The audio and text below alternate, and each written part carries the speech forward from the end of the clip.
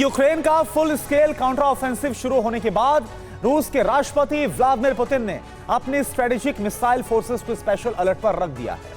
Putin aerospace forces को भी nuclear operation के लिए तैयार रहने को हरी झंडी दे चुके हैं। पुतिन ने एक साथ 5 मोर्चों पर न्यूक्लियर प्लान बनाया है।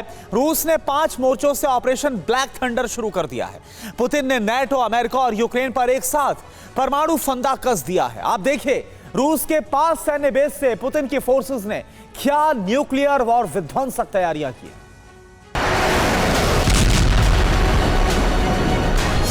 काउंटर ऑफेंसिव में ज़ेलेंस्की ने क्रीमिया विजय का टारगेट रखा और क्रीमिया पर सबसे बड़े हमले शुरू हो गए।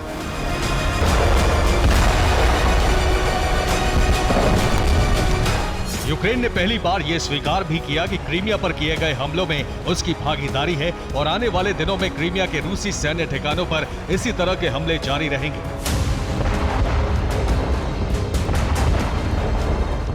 क्रीमिया युद्ध का एपिसेंटर बना तो रूस ने भी अब तक के सबसे विनाशक हमले शुरू कर दिए।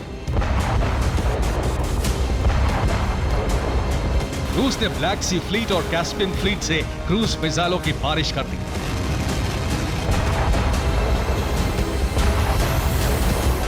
इतिहास में पहली बार यह हुआ कि रूस ने एक ही दिन में एक साथ 4 हाइपरसोनिक मिसाइल से हमले किए।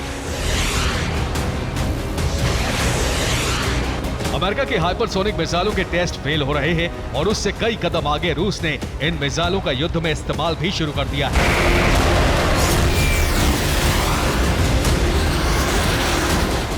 न्यूक्लियर हमला करने की ताकत रखने वाली ये मिसाइलें द्रुत गति से यूक्रेन की दुर्गति कर रही हैं।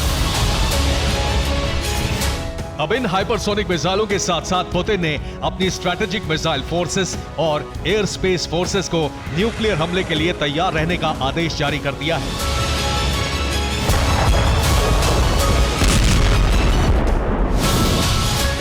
यूक्रेन के बढ़ते हमलों पर पुतिन ने रूस की राष्ट्रीय सुरक्षा समिति की आपात बैठक बुलाई।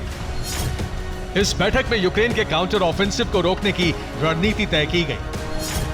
यूक्रेन पर क्रूज मिसाइलों के हमले बढ़ाने का फैसला लिया गया।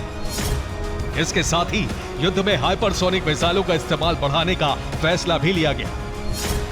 पुतिन ने रूस की स्ट्रैटेजिक न्यूक्लियर मिसाइल फोर्सेस को स्पेशल अलर्ट पर रखा है। शॉर्ट रेंज बैलिस्टिक मिसाइलें भी लॉन्च पैड पर तैनात कर दी गई हैं।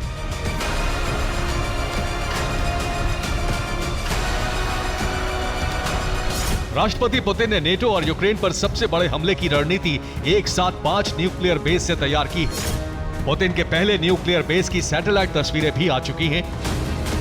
ये न्यूक्लियर बेस बेलारूस के ओसिपोविची शहर में है। तस्वीरों में 4 short range Iskander ballistic missile system नजर आ रहे हैं और 2 सपोर्ट व्हीकल। इन सिस्टम के लिए एक बड़ा सा नया गैराज भी बनाया गया है।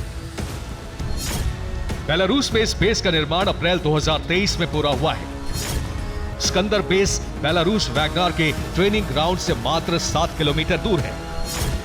बेलारूस के न्यूक्लियर वेपन डिपो से इसकी दूरी महज 12 किलोमीटर है।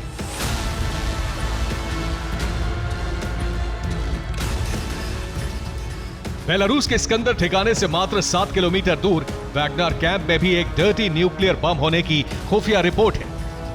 मतलब ये कि बेलारूस से पूरे यूरोप पर बड़ा न्यूक्लियर खतरा मंडरा रहा है, लेकिन पुतिन ने सिर्फ इतनी ही न्यूक्लियर तैयारी नहीं की है। पुतिन के 5 न्यूक्लियर मोर्चे किसी भी पल परमाणु विस्फोट के लिए तैयार हैं। राष्ट्रपति पुतिन ने 5 जगहों पर स्ट्रैटेजिक हथियारों की तैनाती कर दी है। पुतिन के 5 न्यूक्लियर बेस का पहला ठिकाना है कैस्परिन सागर, जहां रूस के Tu-160 न्यूक्लियर बॉम्बर्स तैनात हैं। Tu-95MS न्यूक्लियर बॉम्बर भी यहां पर गश्त लगा रहे हैं। साथ ही यहां किंजल मिसाइल न्यूक्लियर वॉरहेड सहित लोड करके रखा गया है।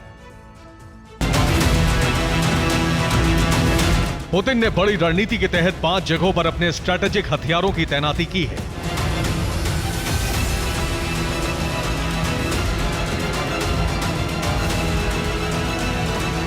हर हथियार को उसकी रेंज और ताकत के हिसाब से तैनात किया गया है। पुतिन ने 3 एटमी सेंटर ऐसे तैयार किए हैं जहां कम दूरी के बहुत तेजी के साथ हमलों को अंजाम दिया जा सकता है। जबकि 2 न्यूक्लियर सेंटर ऐसे तैयार किए गए हैं जिनसे लंबी दूरी के हमले किए जा सकें और बाकी हथियार भी सुरक्षित रखे जा सके।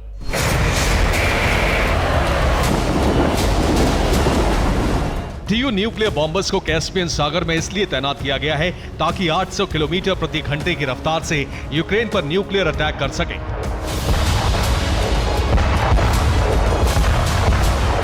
इसी तरह स्कंदर मिसाइल सिस्टम की तैनाती की गई है।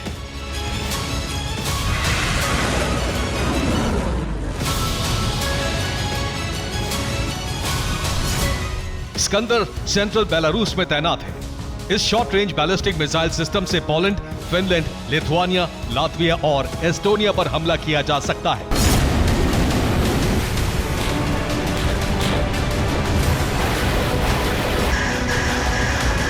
तो short range nuclear attack base तैयार करने के साथ ही ब्लैक सी फ्लीट को भी शॉर्ट रेंज हमलों के लिए अलर्ट रखा गया है। ब्लैक सी में रूस के वॉरशिप तैनात हैं। इससे यूक्रेन के अलग अलग ठिकानों पर हमले हो सकते हैं। रोमानिया, जॉर्जिया पर भी हमले किए जा सकते हैं।